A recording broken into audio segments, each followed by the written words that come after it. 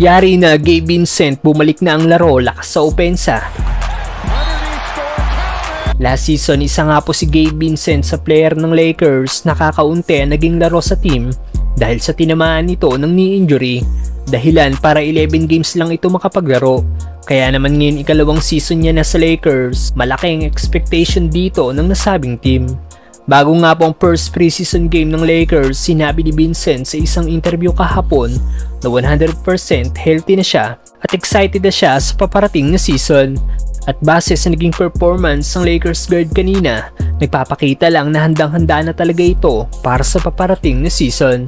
Nagtapos si Gabe Vincent na may 11 points, shooting 4 of 6 sa field at 2 of 4 naman sa 3-point area. Ayon nga po sa ilan nagkomento, nagbalik na daw ang laro ni Vincent at masaya daw sila na maayos nang nakakagalaw ang Lakers guard. Narito ang ilan sa naging highlights ni Gabe Vincent laban sa Minnesota. Iwan ang bantay ng Lakers guard, sabay nilayapan lang ang big man ng Wolves. Pasok naman ng corner 3-point shot ni Vincent mula sa assist ni Jalen Hood-Schifino. Na-spine by Castleton para sa easy points ni Vincent na may kasama pang foul.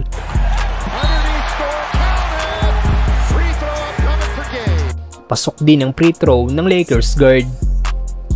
Nahanap naman ni Dalton Knecht na libre si Vincent sa wing na pumukol ng isang tres.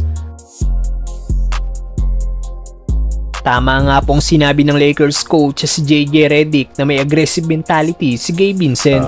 Just having a really aggressive mentality.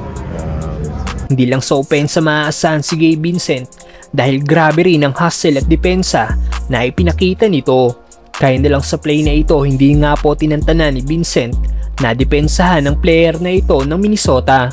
Dahilan para ipasa na lang nito ang bola. Sa play namang ito, grabe naman ang saging defense na ginawa ni Vincent sa kanyang binabantayan para hindi ito makareceive ng bola. Turnover pa ang inabot ng Wolves after itong masundot ng Lakers guard. Anong masasabi nyo sa ipinakitang laro ni Gabe Vincent, mga brother? Hood-Schifino, 4 points in the game. No Laker in double figures. Of course, the minutes really spread around.